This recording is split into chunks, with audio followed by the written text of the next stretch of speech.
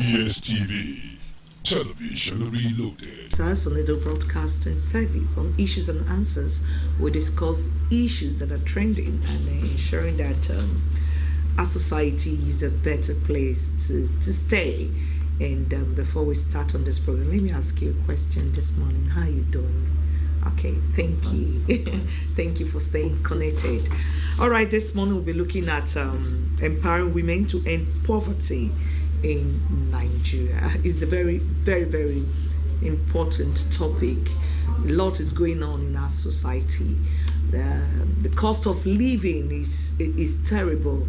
You go to the market, you buy something for 500, the next day you go is 600, and we don't know where we're going. We don't know when this will end. We're looking at empowering women to end poverty in Nigeria. How can the women help to ensure that poverty is reduced to the barest minimum?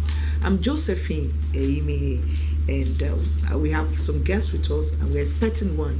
We're told that the road within this houses is like blocked, but we are hoping that the guests will be able to make it before the program runs up.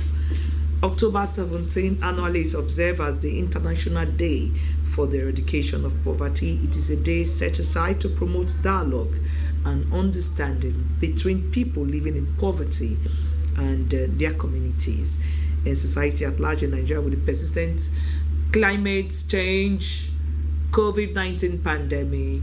Life is a bit twisted for the now. The Christian people, the Christian faith will say it is well in our situation. All right, this morning we have our own guest again. I said this is a woman's affair. She needs to add a voice to this topic, empowering women to end poverty in Nigeria. We have Pastor Richard Ben again. Thank you for taking our time again to stay with us on this program. Yeah, it's always my pleasure. Okay. Talking about how do you, before we go to the topic, how do you see the situation in the country economically? How do you see it? I don't want to use the word "it's nothing to write home about." I don't want to use it. Why I don't want to use it, or why I will not use it, is because there are still some. No, I don't want to use it, even though it looks like I've used it, because there are still some that are thriving. There are some that are still thriving despite the economic, you say, meltdown or whatever you call it. There are some that are still thriving. So, and that is why we are here this morning, to encourage the women not to give in or throw in the towel now. Is a time to stand up and stand up to the situation. When we talk about empowering women, what do we mean by that, please? Well, like the saying rightly go, empower a woman, you empower a nation. And empowering a nation, you have rest, you have peace, you have rest from all the crime and all of that. So empowering women is so important. I want to say this to every woman that is watching right now, and even the man that is watching. When you empower women, you have peace. When you empower women, you talk less to the children about hard work. Because the children are watching, they see mommy is doing something, and their needs are being met. Another reason why when you talk about empowering women, some men don't want to listen, is because they've taken step to try to empower their woman personal now, and she's not encouraging. I want to speak to women, the woman that is watching me now. Please encourage your man when he tries to empower you. I remember some time ago, a man called into my show and was saying that he tried empowering his wife with money, and she delved into business. And as time rose on, he came back to try to check how the business was faring, only to meet or discover that the business was already, there was nothing, it was actually nothing to write home about, because the woman, mismanaged the money that was given to her by her husband. So if you want your husband to keep empowering you, and you'll be an encouragement to other men who are watching and women who are watching, please be a woman that is industrious and manages very well her resources. Okay, can you explain how strategies tries to reduce, like empowerment, how does it reduce poverty in a particular society.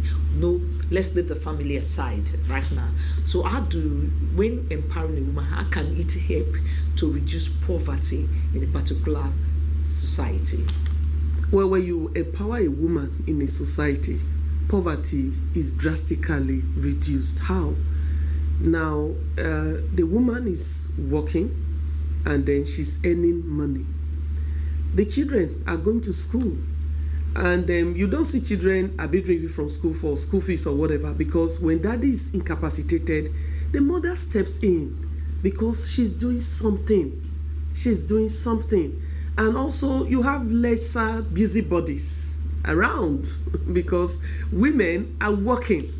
So empowering a woman helps our society so much. When you empower a woman, her children learn hard work by example and in practical terms, because they don't see mommy wake up in the morning buzzing around and talking to those who are not talking to her. She wakes up in the morning, go to her working place, and earn money, come to the house, and the children, you have little or nothing to tell them about hard work. They just buy into it, and then they are hardworking, and also you have less crime.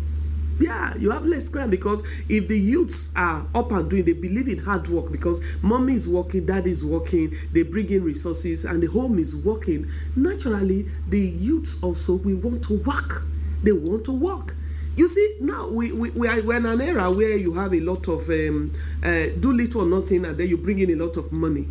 Do little or nothing, you know what I'm talking about, and then you bring in a lot of money. Just have your phone and your laptop.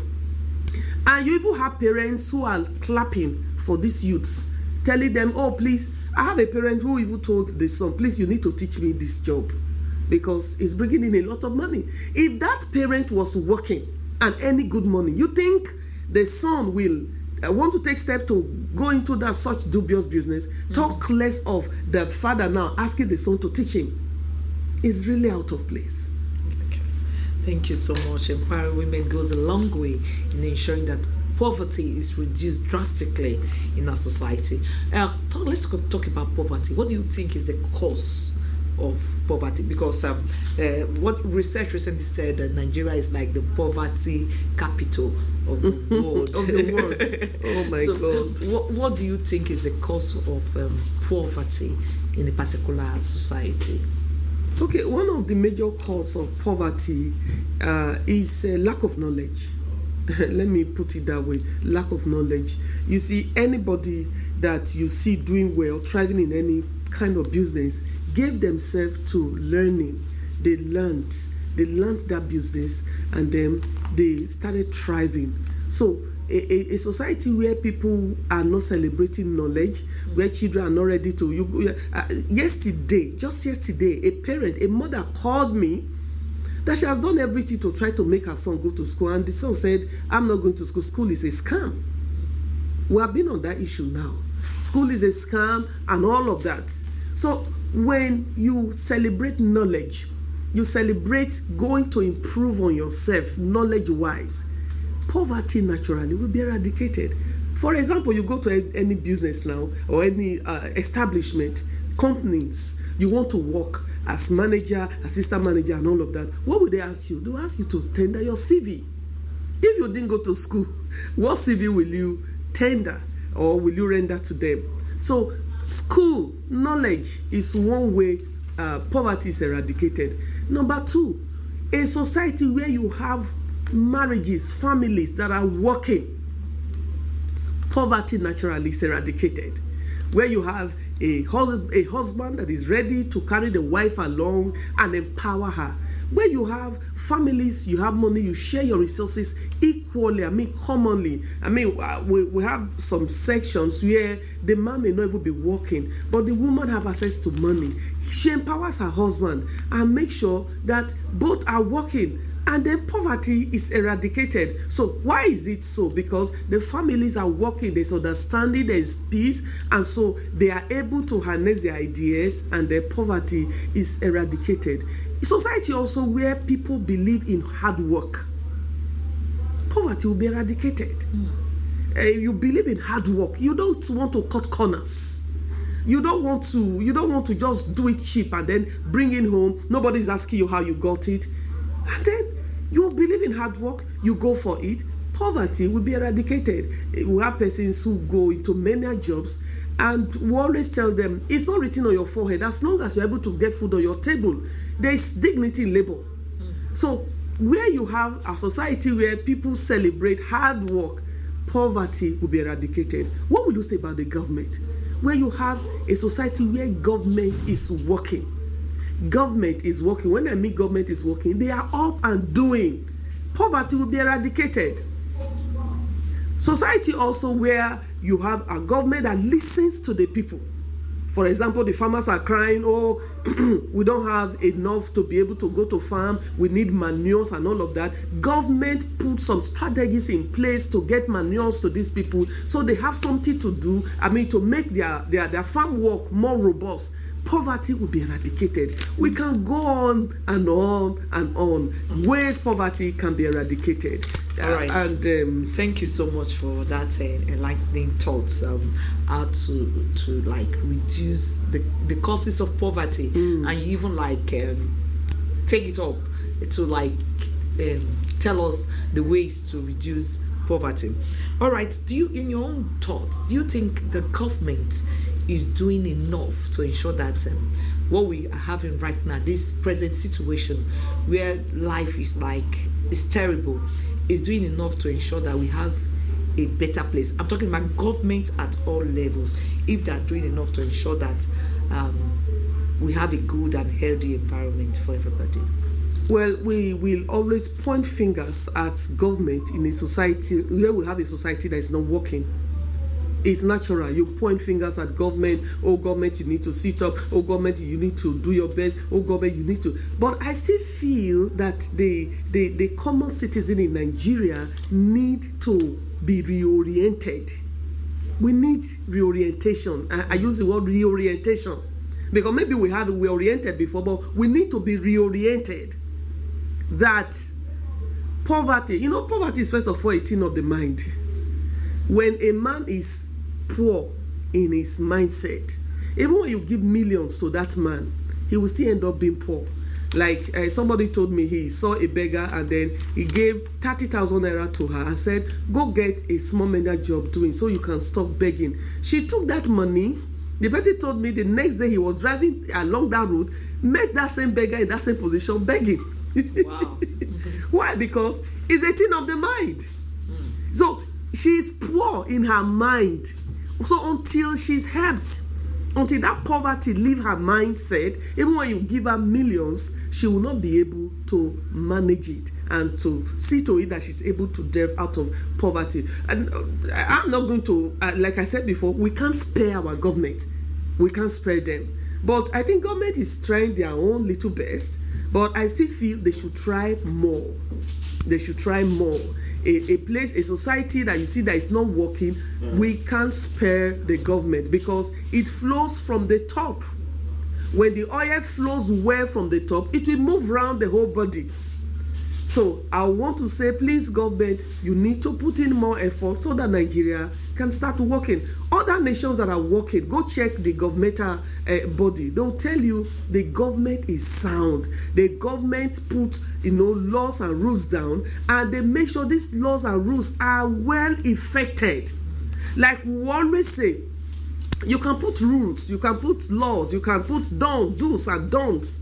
But when there is nobody, there's nobody to enforce these rules and these don'ts, it's as good as nothing is being done. And that is one major problem we're having in Nigeria. Rules are being made, laws are being made, but there's nothing to really affect them. You even see in Nigeria, you see people that make the rules are the first to break it or to break them. And so we are getting poorer and poorer and poorer because from the top to the bottom it's not working. All right, thank you for that thought. We have with us in the studio Malam Ikeluwa. He's a retired permanent secretary. Sir, you're welcome. Hope the traffic was not too terrible while coming. We put through. Okay. All right, this morning we're looking at empowering women to end poverty in Nigeria. So please, can you tell us more? Can you enlighten us on that topic, empowering women to end poverty in Nigeria? Yeah, well, I I've always thought that women, from statistical report, constitute about 50% of the population. Therefore, if that critical and massive sector is not empowered, then you are doing yourself. But I believe that the first beginning is to enlighten, if you like, educate the women to first of all have a mental change on their own, to unshackle themselves from the mental enslavement. Because see, the average woman feels that that somebody holding her there. You must realize that nobody can make you inferior or lack confidence in yourself except yourself. So that's enlightenment. That rotation should be the first beginning to make the average woman feel that she can be anything. She has the capacity and the capability to be anything. There are many instances in past history, in ancient history, and current history to show that any woman can do as much as any man, if not better. So once this is first of all understood, then we have started. And I think government has a role to play in this. Parents especially also have a role to play in this, because we find that in the early child development, see, parents have a very, very, also fortunate, what I may call, tend to streamline roles. Oh, this is for a woman has to be in the kitchen, a woman has to wash plates, and so forth and so on. At the very beginning, when you are bringing up children at that family level, you must give them equal chance, give them equal opportunity, treat them equally, give them equal access to education, give them equal access to even acculturation, bringing them up culturally to make them equal. Then I also think that there's also a legal aspect. That legal aspect has to do with legislature to ensure that there are no what I may call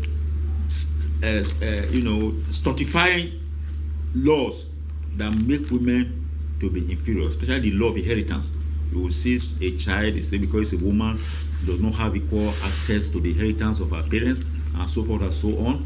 You see women, because they are widowed, they are denied so many things, whereas if a man is widowed, he doesn't have any. So some of these laws have to change, either culturally or legally and what have you.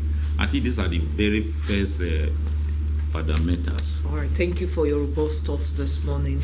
We're looking at empowering women to end poverty in Nigeria, and every October 17 is declared as International Day for the Eradication of Poverty. So I want to stay on you now. Are we doing enough as a country to eradicate poverty presently? Well, to me, we have started. It's a journey. It's a journey. It's a journey, and I wouldn't say we have got it there, but because you find that there are a lot of programs now that are actually targeting women. Because first of all, have to realize that there's a problem before you can solve it. So I believe that we have realized that women have been neglected for so long. That is now we now have a lot of programs, some affirmation, certain positions, social percentage have to be reserved for women. You have some programs like women in agriculture, women in development, and we now also have women, in the army, given equal role in terms of combatant and what have you. So these are the very beginning. But we can do more. We can do more. And by doing more, I mean, for example, that women must have access to skills. Must have they should be deliberately targeted for skill acquisition. Having acquired these skills, you also ensure that they also have access to finance. their case is different from men, because men can always, for example, use their parents' houses as a collateral, use their land as collateral. That is why I said the very beginning of this empowerment should be some element of legislation, so that women can be on equal footing. So they should have access to finance, have access to skill, and when they have this, they be able to think more entrepreneurially. They will also be able to practice more entrepreneurially. That is, they can plan, say, this is a business opportunity, let me go into it. More businesses. So the enabling environment has to be enlarged. That's why I said we have started. Like, for example, you have in Edo State women mechanic program, which is very good. We also have women in agriculture, which is very good. Coming to agriculture specifically, where I have a very long, robust experience of over 40-something years, postgraduate, the World Bank indicate that, in fact, more than 50% of farm work is actually done by women. But the benefit resulting from that effort goes to the men. Go to the men. That is why it shouldn't be so. There must be some legislature or deliberate program to reverse it. And so, for example, in agriculture, we already now aware that the women, they are capable. And so there must be common program, see that it's not babu they work, monkey they chop. The person, they should be able to, reap the benefits of their labor. There are a lot of opportunities there for women. Processing, most of the processing work is done by women. Most of the processing work in agriculture is done by women. And this is in the new millennium. The other thing is actually agriculture. The era of oil is gone.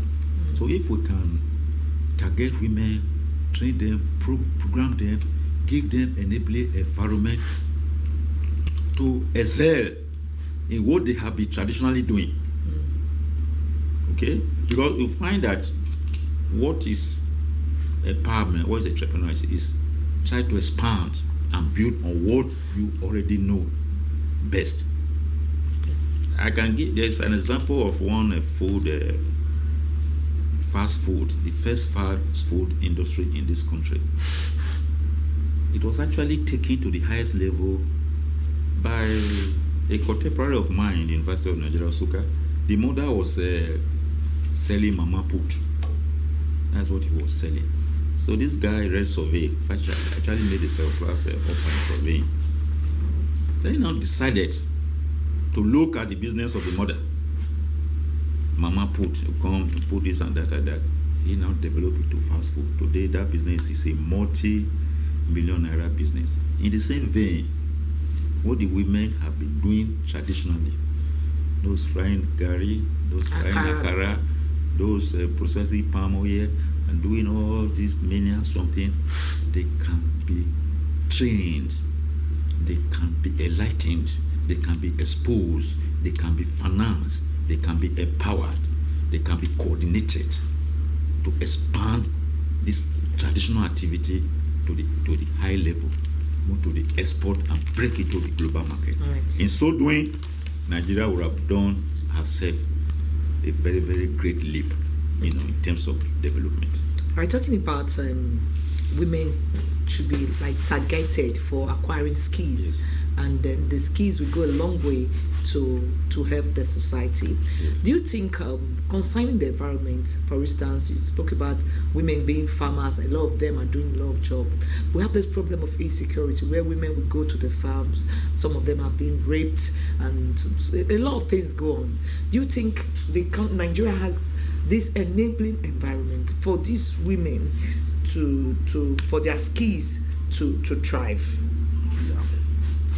You see,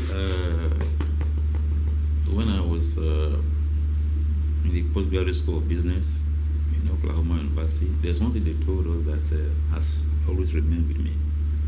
See, there are issues in environment. There are issues in environment. There are problems. There are issues. But if you decide to focus on those problems, you will never move anywhere. Okay. It's like the road. People travel on the road. People die on the road every day. But there are people who travel on that road for the rest of their life. They will not die on that road. First of all, we must have that confidence. I'm not saying that this security is not a problem, but we should keep it as a factor and work around it. For example, like what I mentioned, the issue of processing. You don't have to go to the farm to process.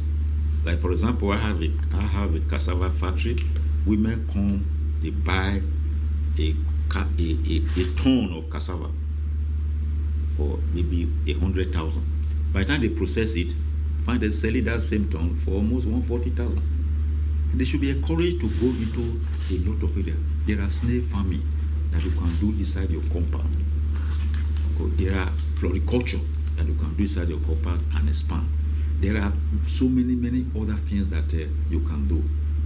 But at the same time, the insecurity in the farm, to some extent, is being addressed. It is being addressed not necessarily by government per se, but you now see community forming themselves into vigilantes, into security gang, and protect their self and their property to complement whatever government is doing. So what I'm saying, we should not say because there is insecurity everywhere, we should fold our hand. It's a very, very pitiable situation. We all pity the situation. We do not like the situation, but we hope that it will be addressed. But we are saying that we should not allow this one being our limiting factor totally. We can always walk around it. So all that needs to be done is to empower women, educate them, and also in some area too, you also train them in some basic combat skill. Yeah, it's coming to that. Basic, it's very, very important. See, one of the problems with Nigerians is that we just give up. At times, people are treated with toy gun. Oh, they just give up. Once they hear this thing, they just give up. It's not so. It's not part of the world.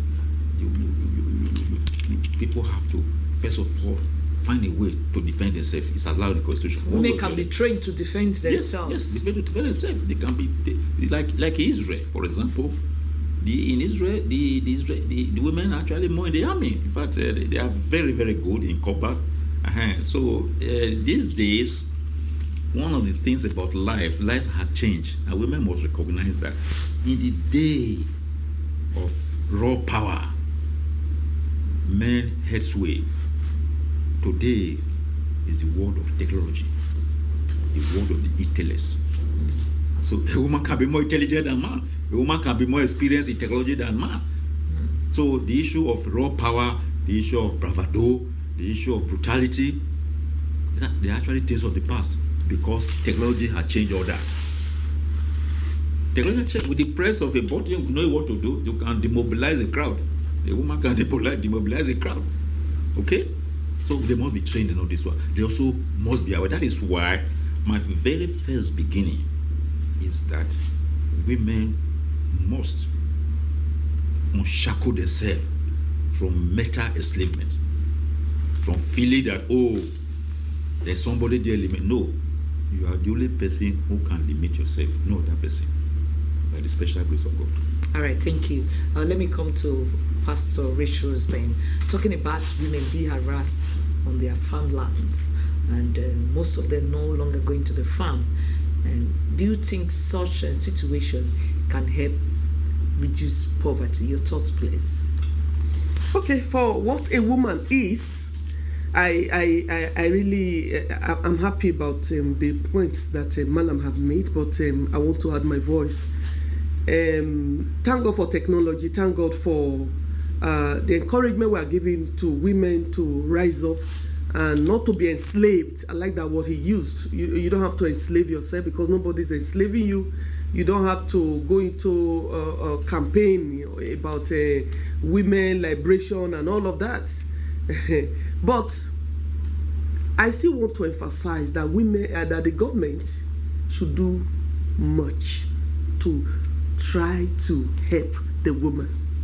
If you go to the bush, there's no technology you want to use now as a woman when you are confronted with a man who want to harass you or whatever. There's really you can do little or nothing. So I want to still advise that the government should go out of their way. If you really want to encourage the woman to, rise up in the time we are in, put in her best to make sure that she follow the trend and equally be up and doing in empowering the nation, then security is something you must go out of your way so as to ensure that the woman is secured. If the woman who is fine in processing, you don't talk about a bush. But I know of women that come to me. A woman came to me the other day. She's into farming. She goes into the bush to farm. It's the agreement she had with her husband. Her husband, they actually had a piece of land. Because of the trading issue, the husband said, no, I can't go there. You're hearing all that is happening. But for what a woman is, the woman insists and says, no, we can't lose our land like this. I will go make farm in that land. And she told me she go there to make farm. She come to the house with the farm produce. And the husband joins. It's a long story because she actually came to report because the husband joins her in eating that. He does not only join her.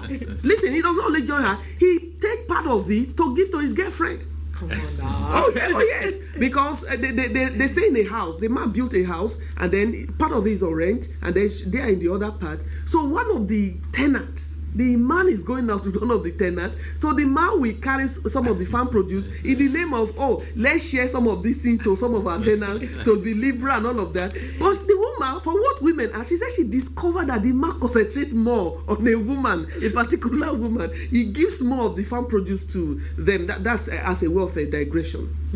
So women in our time go into farming, go into a lot to make sure they're empowered. The government should encourage them by making sure that security, every nation that is thriving, go do your research. Security is one thing they don't joke with. So if Nigeria must thrive, if you want to encourage the woman to rise up to the task, please, security should be tackled. And the woman that is there listening, like you heard him said, don't cower in, don't let anything bend you in. Try to still put in your best. Do the little you can to make so as to be empowered. Because as a woman, if you are empowered, the nation is already 50% a success. If women are empowered. And I want to equally encourage our men, because many women equally complain, my husband is not giving me the room. I salute one man who encouraged the wife. I was to do a show recently, and the woman saw me and said, I like this woman. The husband said, you like her? Please go. I'm available to make all the resources available so as to run show with this woman. And she came in here. We had the show together. It was a journey. She came. The husband said, I am here with you. I am going to make sure you go, and then you succeed with this woman. I want to encourage men, just like he equally rightly put. I want to encourage the men. If your wife is taking steps to try to get empowered, encourage her. Don't tell her, hey, the kitchen is meant for the woman. You have to take care of the children. You have to. No, encourage her. When women get encouragement, oh my God, what they can do will amaze you. Sir, your thoughts. I saw you're nodding your head to watch this. Can you add something to that? She has said it all, like the issue of security. In fact, the primary duty of any government, the primary duty before any other thing is security of life and property. That's the primary duty of government. It's not arguable, it's not debatable. But we are saying, yes, that one is a factor. Now that what government is doing about security does not seem to be enough to deter the criminals, we as individuals cannot fold our hands. The point I'm saying is that women cannot just fold their hands. Equally men. For example, there are electric shockers. They are valuable. We don't need a license to have them. There are pepper spray. There are some of these gadgets that demobilizes people for some hours. They are there. You don't have to fold your hand. There is a woman. Robbers came to the house. The woman didn't have anything. Do you know what she did? She had some balloons. When I started blowing the balloons and started blowing the knockouts, some of the robbers took off. There are many other things that women can do, just and any other person. All I'm saying, we don't just have to fold our hands. And like what is said about the men, in fact, any man who does not want to encourage the wife to be something, to empower herself economically, the man is only foolish. Because like what I tell people, when the inevitable happens, which is death, and it must happen, when the inevitable happens, who bears the brunt? It's the wife with the children. If the woman was totally helpless when we were alive, you will not only have, you will not only have outdone her, you have also outdone your children, because they will not be able to go as far as they would have if you had empowered your wife. When the inevitable happens, the person who suffers most is your wife. Therefore, when you are alive, you empower that woman, encourage her, because whatever the woman is for your benefit. The woman will not go to the extent that he will not empower her own children, and in doing so, it's also empowering you indirectly. That is one aspect. On the moral angle of it, there's no man who is not born by a woman. There is no man who does not have a sister, and most men also have daughters. So when you are relating to your wife, for example, you must have at the back of your mind that a woman gave birth to me. If he's treated badly, will I be happy? If my sister is treated badly or made a slave, will I be happy?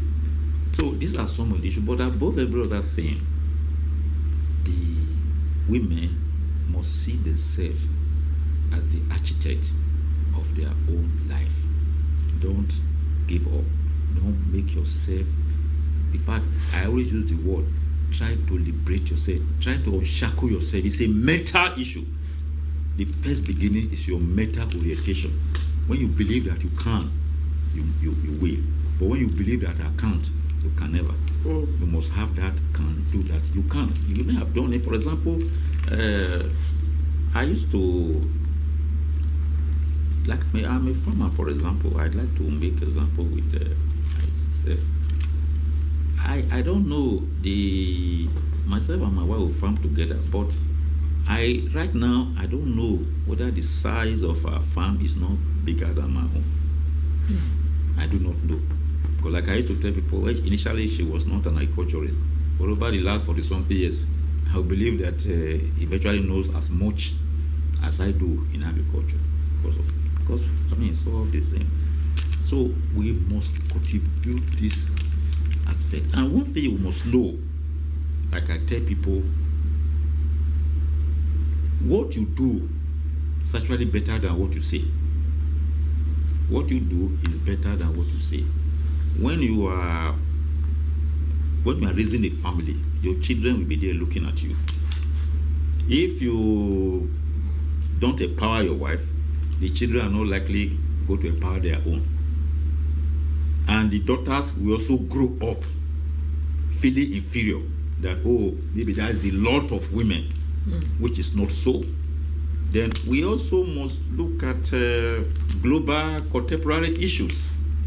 Contemporary issue in the global scene is that women actually try to do more. Women are now doing more in the area of sciences, in the sciences, especially life sciences. So, and this is all for the development of humanity. Right. Thank you so much for that thought. But I will stay on you. You're talking about empowering women. In one of your suggestions, you said funds should be made available. But you and I, we know that sometimes to get collateral from some banks or microfinance bank, you need to have a collateral for you to like repay. And our society is like a patriarchal society where women are not given wealth. Maybe the father passed on. And don't you think such ways impede the women progress? Because if she wants to get money to enhance her business, and if she's been asked what is your collateral and there is none to provide, won't that kind of impede her progress in that business? Definitely it will, no doubt about that. But again, like I said, there are few programs. The most important thing is access to information. That's why I said you are the only person who can limit yourself. Women should try to get as much information as they can. For instance, I know that in the World Bank FADAMA program, which is a program in agriculture, especially wet, irrigation agriculture, wetland agriculture, there is a program specifically targeted at women.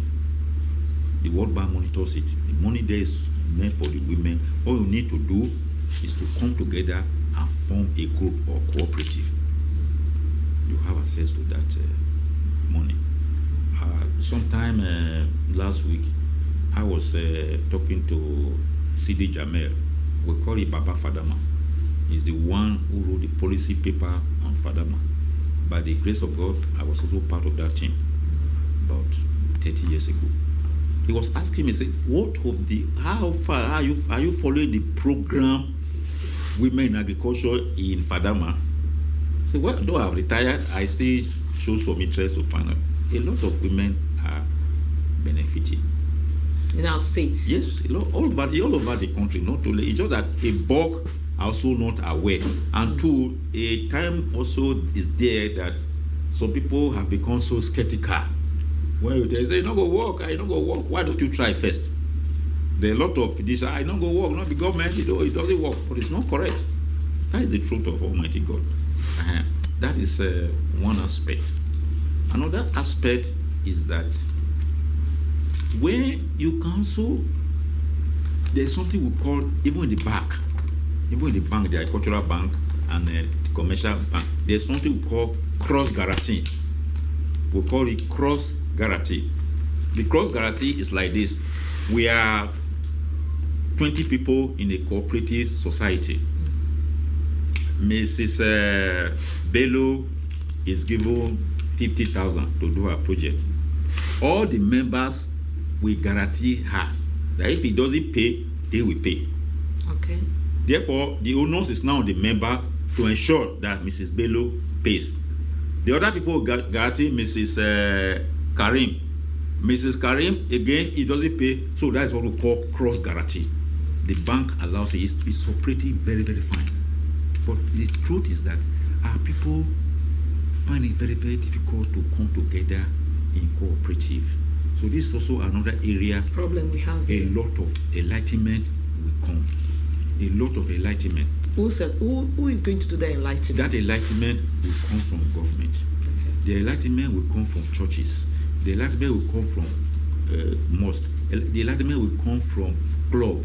The enlightenment will come from social media. It doesn't have to be one person's work. I tell you, there was a cooperative society somewhere in Akoko Edo. I find out, why can't you people come together? What is the problem? These are funds available. At that time, for example, I was the coordinator of a program for food security, an FAO program. The funds were there. The all you need to do is to come together. Do you know what they told me? They say that some of their members are witches and wizards. So we want to put them together. Nothing will work, okay? Nothing will work. Oh. I said, I try. So no amount of this advocacy. Therefore, we are there like Ado. So we are for a highly traditional, suspicious, and backward society. There is no doubt. A lot of work has to be done. You'll be surprised that even highly educated people, they're also very superstitious.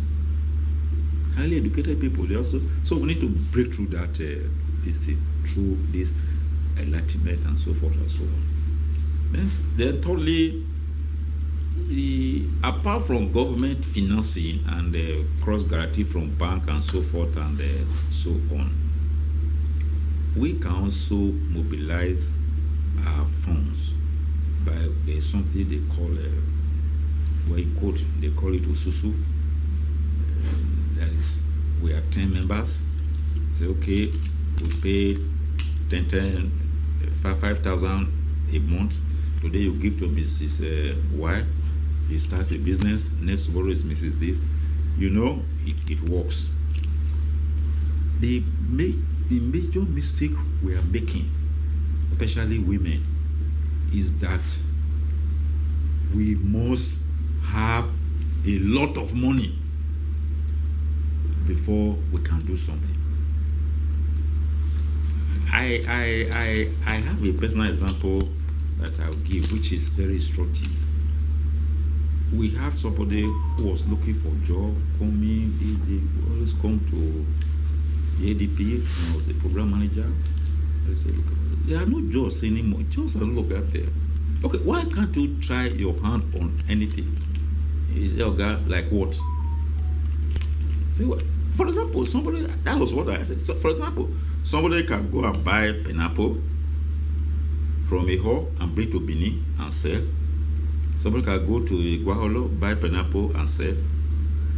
Or any other product. So, but how will somebody get the money? Where is the money? We don't need heaven and earth. So, in a joking manner, some of my management say, okay, let's donate something. Some say 1,000. At the end, the lady went with 10,000. In 2 years, that woman bought a pickup. He expanded. She started small. Yeah, it was no longer pineapple alone. He was now buying pawpaw and sell to Abuja. It now diversified. He was now buying melon. He was now buying palm oil when it is cheap and sell when it's expensive, and so forth and so. There are so many things to do. So also, this is the situation I'm seeing. There is only yourself who can shackle yourself. It's only yourself who can free yourself. You can only yourself who can dismantle the mental enslavement by doing something. The most important thing is that a journey of 1,000 miles start from the first step. Do something, no matter how small.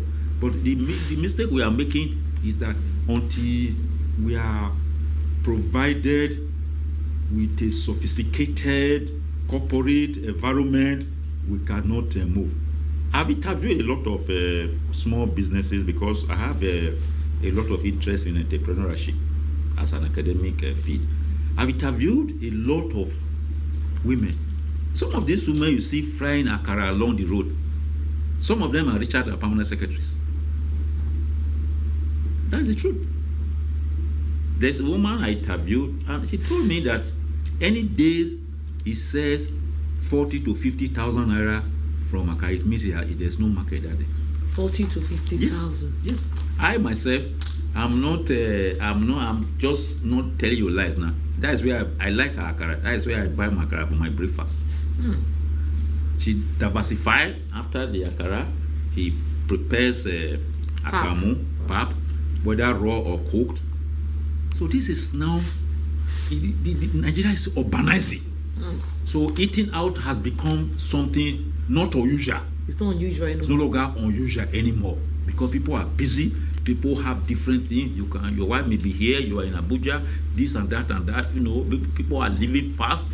So there are many things that people can do.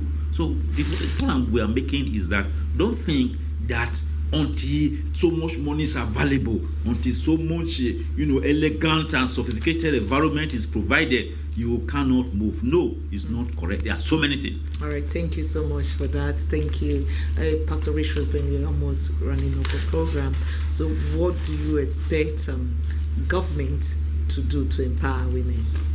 I think I said it before, that area of security, and of course, like he rightly put, many women want to get involved, but finance is what draws many back. But many have equally taken step with little money, just like he said, little money, and it's really true. You don't have to wait for all the millions to take step. Women are industrious. Women are wonderful set of people. When they are set on a journey, they always return with results. So women, I want all hands to be on decks and get area of your passion, the area where you enjoy doing, right. And as little as it may be, start up something. Encourage yourself, and you'll be amazed what will be the turnout. All right, thank you for your thoughts. We'll be looking at empowering women to end poverty in Nigeria, and every October 17 is observed as the International Day for the Eradication of Poverty. Malam Ikelua, once again, thank you so much for your robust thoughts on this discussion. Pastor Rich has been a very regular guest on our programs. We thank you again, ma'am, for your thoughts. Thank you. Thank you, listener, our viewers at home, for staying with us on this program. Tuesday next week is another day. I'm Josephine. You will start small and you will end big. Do have a fantastic day ahead.